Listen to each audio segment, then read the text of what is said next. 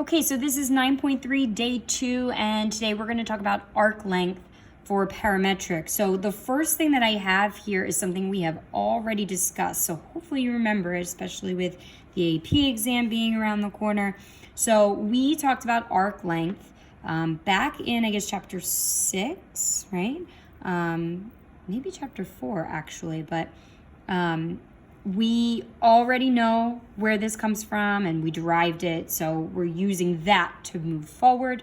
And now we want to relate this to parametric. So let's actually figure out what our parametric arc length formula is going to look like, and we're going to derive it straight from here.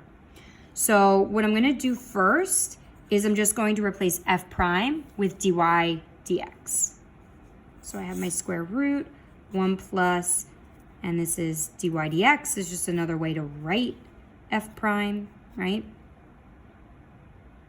But I'm in parametric, right? So if I remember from last video, dy dx is really dy dt over dx dt. So my next step is I'm going to replace dy dx with this lovely fraction. So I have dy dt squared over dx dt squared. All I did so far was replace dy dx with dy dt over dx dt, which is just using what we learned in last chapter about parametric equations and their derivatives. Not the last chapter, the last unit, right? Okay, so next thing I'm gonna do is I'm gonna try to rewrite this as one fraction underneath the radical, because I think that's going to be super helpful. And I'm also going to try to introduce dt over here, but I wanna make sure I do that legally, so I'll show you. We're gonna keep our bounds, obviously aren't going to change. Okay, so I'm writing this as one fraction underneath the radical.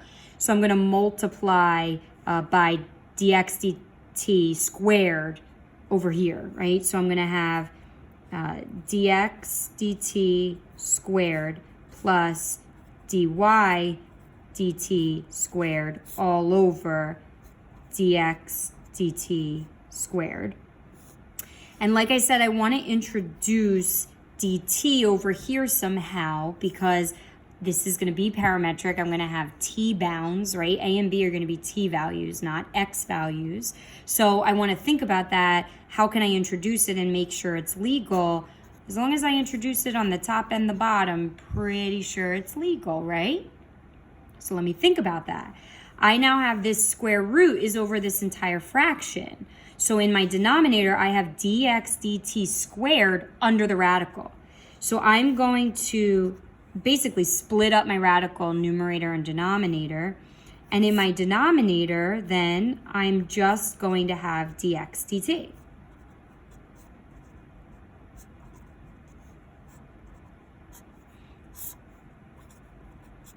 Because it was squared and under the radical, so they cancel each other out.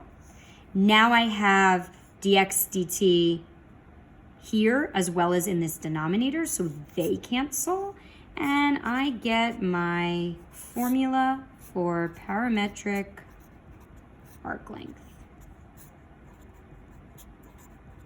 Pretty straightforward, very algebraic, so hopefully, and if you need to go back and, kind of rewatch that or pause it, again, let's try to take some advantage of, the benefits of having a video as opposed to class where you have to worry about 25 other people and what they're thinking and where they are. So this is my arc length for parametric. So what does that mean? Well, it's distance traveled, right? So distance traveled. This is my arc length for parametric.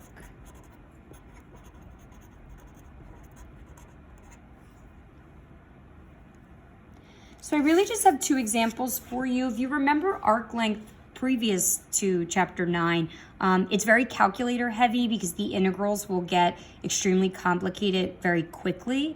And so these will, if they had to be done using a calculator, would be on a calculator section. So this type of question. I could still ask questions about arc length without making a calculator required. But if you had a question that looked like this, here's, my parametric equation, find the arc length from 0 to pi over 2, then I'm going to need a calculator most likely. This one can be done by hand. I did it by hand in my notes. If you're looking for some great brain exercise, if you want to, there's a lot of trig identities involved, you would absolutely love it. So you can go ahead and do this one by hand if you'd like, but we'll use the calculator. So I want to go through and I want to find dx dt and dy dt to start. So I'll do it under here. So dx dt, I'm finding my derivative, right? So cosine goes to negative sine. Again, cosine goes to negative sine. So this is going to be plus sine 5t, chain rule. I'm going to need an extra 5 in there. dy dt, I'm taking my derivative of this. Sine goes to cosine, so 5 cosine t. Sine goes to cosine, so minus cosine 5t times my 5. So I'm ready to set up my integral to find distance traveled, to find arc length. So I have my formula right there just as a refresher. Okay, so I'm going ahead in. These are t values for my bounds, 0 to pi over 2. I got my square root. I'm going to square my dx dt plus dy dt squared, right? And then that's dt. So you can see it's pretty complicated. It does kind of work out somewhat nicely, again, if you have your trig identities, but the calculator is a good thing to practice as well. You should know how to do it on the calculator too.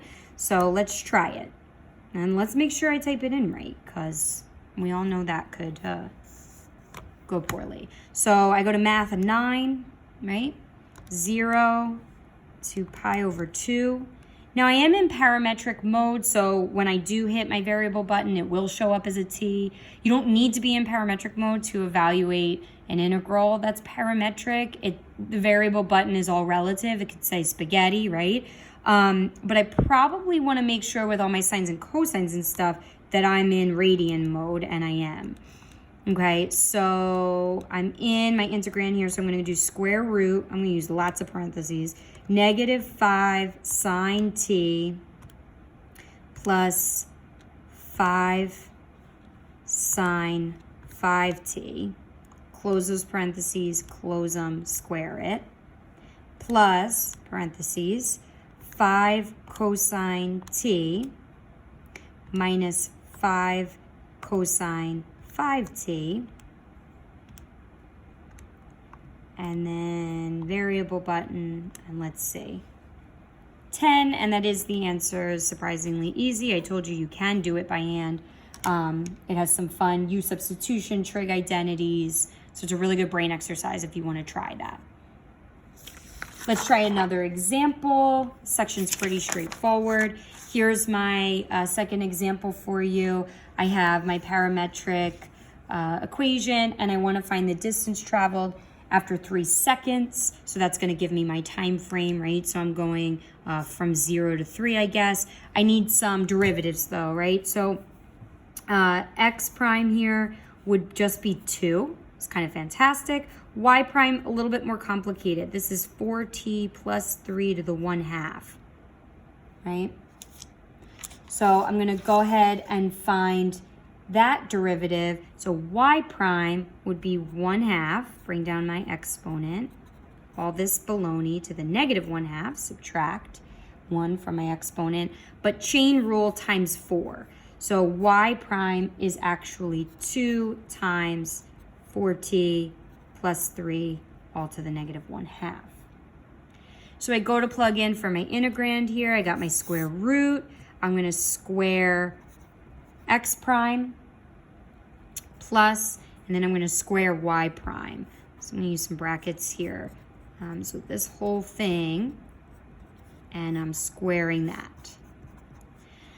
You can simplify that a little bit if you'd like, or you can jump straight to plugging it in. Math 9, I'm going from 0 to 3 because it said after 3 seconds. This integral you could not simplify by hand. I don't believe so. So you'd have to, I mean, you could like simplify this up, but you could not evaluate the integral in its entirety by hand. So you have to use the calculator for this part. Square root 4 plus, and then I'm going to use parentheses 2 parentheses 4t plus 3 to the negative 1/2, right? Close those parentheses, squared. And let's hopefully I typed it in right. Let's see. And that's what I got last time, so that's good news. 6.387 AP exam, 3 decimal places.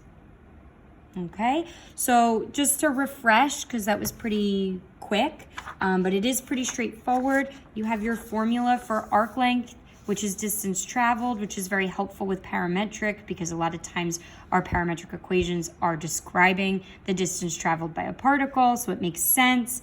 So you're doing your integral, squaring your derivative of x, squaring your derivative of y, all under the radical there, and then you're integrating. And we did some nice examples there where we had some practice finding derivatives again as well, which is helpful.